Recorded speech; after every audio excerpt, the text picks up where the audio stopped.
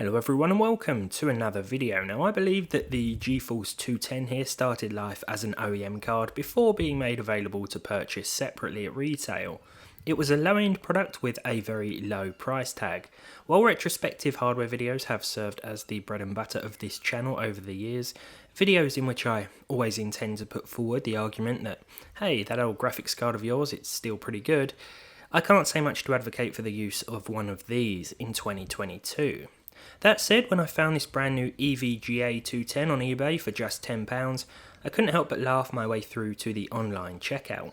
Someone somewhere purchased this at some point over the last decade or so and just never opened it. It's like it arrived before they could read any of the reviews and they just thought, nah, I don't think so.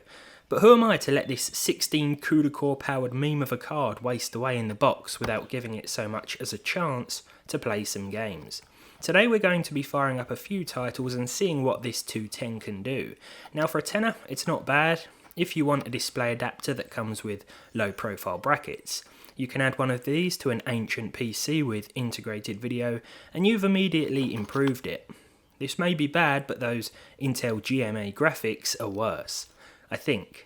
Don't quote me on that. The purpose of this card isn't gaming, it's never been, and we've actually looked at one of these before, both in single GPU mode and SLI mode, which was achievable thanks to a free program called Different SLI Auto. What I really want to know is if this one actually works more than anything. Can you imagine it not working after wasting away in a box for 12, 13 years? Despite its age, the 210 will work even on the newest motherboards. You just have to make sure that the CSM mode is enabled in the BIOS. I've paired it with an i3-12300 courtesy of Intel, which I'll have a review on very soon, and 16 gigs of 3200 MHz DDR4. You won't need much more than a Core 2 Duo though to let this card reach its full potential. So to start off the gameplay, it's Call of Duty Black Ops. This is an old game, as you can imagine. It's pretty much one of the only things that will run with over 30 FPS. The textures in this the textures in this house look like mashed potato. Yeah, I'm not sure if this is supposed to be wallpaper or what, but these are the sacrifices we must make in order to hit at least 30 frames per second with this graphics card. This is running at 800 by 600 resolution with the lowest in-game settings. And as you can see, the Core i3 sometimes goes as low as 1% usage. It doesn't really exceed 10%, which is quite funny. And the GeForce 210 is, of course, maxing out at around 98 to 100% most of, if not all of, the time. Now for CSGO, we actually had to go even lower. This is 640 by 480 resolution. Surprisingly, despite the dips and drops here and there, the game will actually average out at 30 FPS. As you can see there, we just hit 35, but then it doesn't really last for long. Yeah, it's not really what I would call playable, in all fairness, but it will run, it will start, and you can probably wipe out a few other players, if you're lucky. Next up I tried Fallout 3, which was, not doable at medium settings anyway, so let's change things to low and see if that can improve the figures.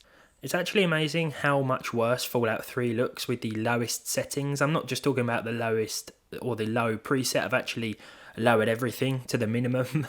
The grass and any of the texture detail that was left at medium has totally disappeared, and the draw distance is often non-existent. You might have just seen a bit of the building pop in there. This actually looks similar to how I see things in real life without my glasses on. Things just pop up in front of me and I walk into them. I dread to think what combat will actually do to this frame rate, so let's wipe out this Enclave iBot here and see just how badly things dip.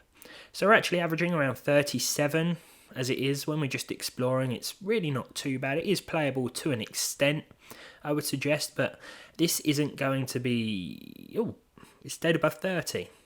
No, it didn't. 29. Almost. Now, GTA 4 was being a bit eager here, defaulting to 1280 by 960.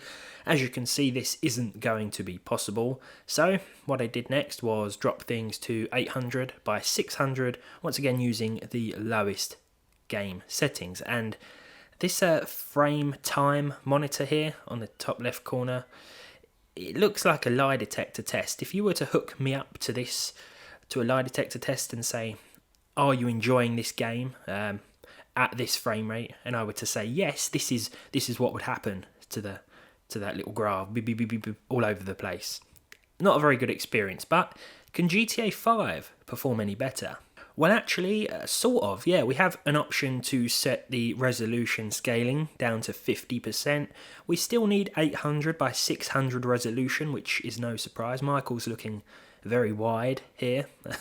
Surprisingly, though, the frame rate wasn't too bad. 30 FPS was quite a rare occurrence, but 20 to 25 wasn't too unreasonable to expect. So there we go. The GeForce 210, it can game, sort of, if you're desperate. That's all there really is to it. It's nice to see that this card still works after being in the box for so long.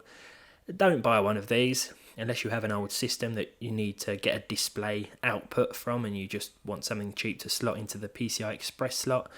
But aside from that, thank you very much for watching. If you enjoyed it, leave a like, leave a dislike if you didn't. Subscribe to the channel if you haven't done so already, and hopefully I'll see all of you in the next one.